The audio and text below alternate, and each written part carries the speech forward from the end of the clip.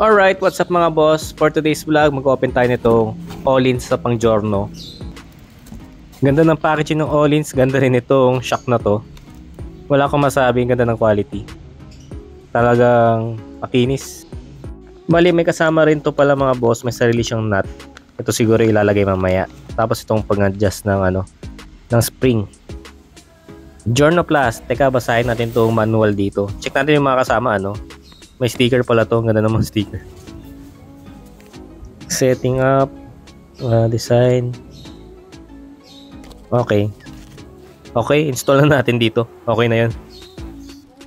Bago pala natin magbaklas yung rear shock na yan, kailangan natin magbaklas nitong lahat na to. U-box, tapos itong handlebar. Pas pa dito buong fairing na yan.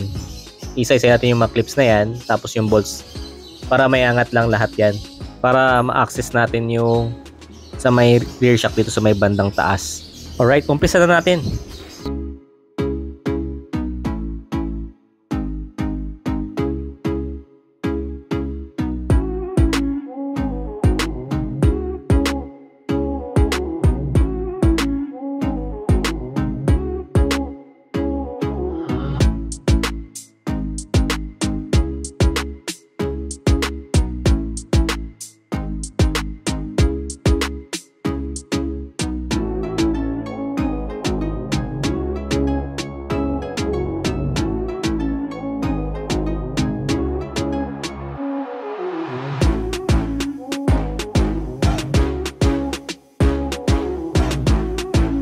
Ayan, nabaklas natin mga sir.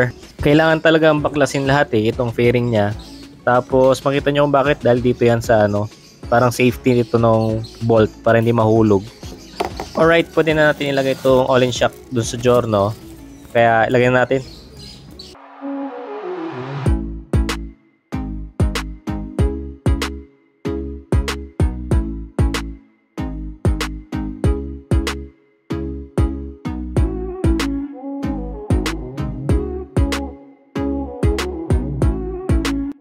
Time out na natin itong all-ins dun sa may bandang taas niya mga boss. So, ganyan pa lang pero kitang-kita ko na yung tindig niya. Ang ganda ng tindig umagay siya sa beige, yung kulay na yellow. Tapos lalagay na natin yung bolt na kasama ng all-ins kasi hindi pumasok yung stock dyan. Iba na pala yung bolt talaga. Alright, natapos din na ilagay din yung all-ins. Dito pala sa adjuster nito mga boss, may nakaset siya. Parang 5 clicks yata pero i-check natin mamaya kapag na-test ride natin. Saka tayo mag-a-adjust. Alright, test ride na tayo mga boss, mga sir. Ito, testing natin yung all-ins. Makita natin yung performance. Kasi mahal-mahal, dapat maganda yung performance. Pero magkakalaman tayo ngayon. Ito, rough road.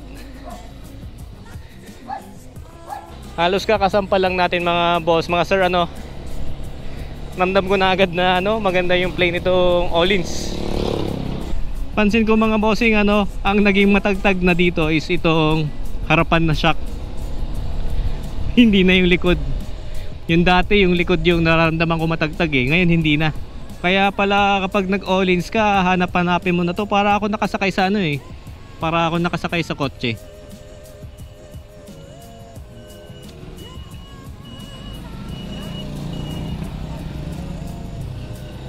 Ang ganda ng play.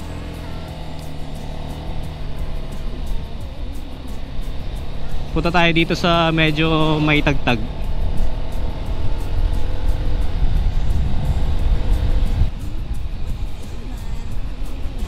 Parang walang tagtag sa likod.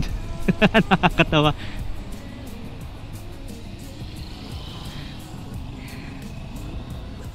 So all in, sobrang mahal, 35k. Pero okay na rin yung 35k yung iba kasi maabot ng 60. Pero sulit kung ilo-long ride ng ganito. Ang ganda.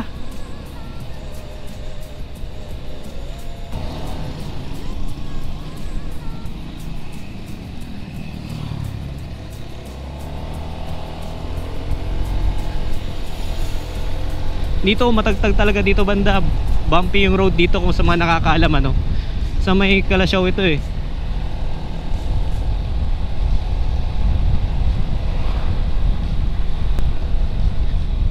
Yung harap ang naging matagtag mga boss, mga sir.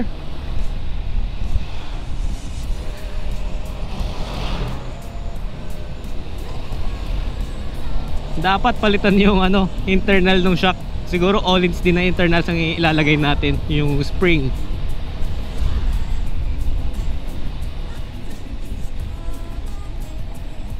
Okay, ikot na tayo. Nasaan na tayo eh.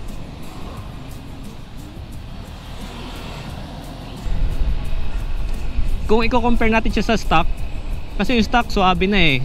Tapos ito nung pinalitan yung likod, ang ganda ng plane ng Öhlins sa likod. Yung front na ngayon yung matagtag. So conclusion mga boss, marami magtatanong sulit kaya mag Öhlins kasi ang mahal-mahal. Yes, sulit siya mga boss. Kasi unang-una, pag naka Öhlins ka, parang ang gwapo rin tingnan eh. Pangalawa, mahal pero ang ganda ng play. Kaya pala mahal eh, kasi syempre comfort. Minsan talagang gagastos ka kapag gusto mo ng comfort. So bali yun lang mga boss. Salamat sa panonood uli. Like and subscribe na lang kayo mga boss para may updates kayo para sa susunod pa natin mga video. Marami pa tayong gagawin dito sa Giorno kasi baka mag-order tayo ng mugs. MFC siguro, MFC. Tsaka yung preno. So bali yun lang mga boss. See you.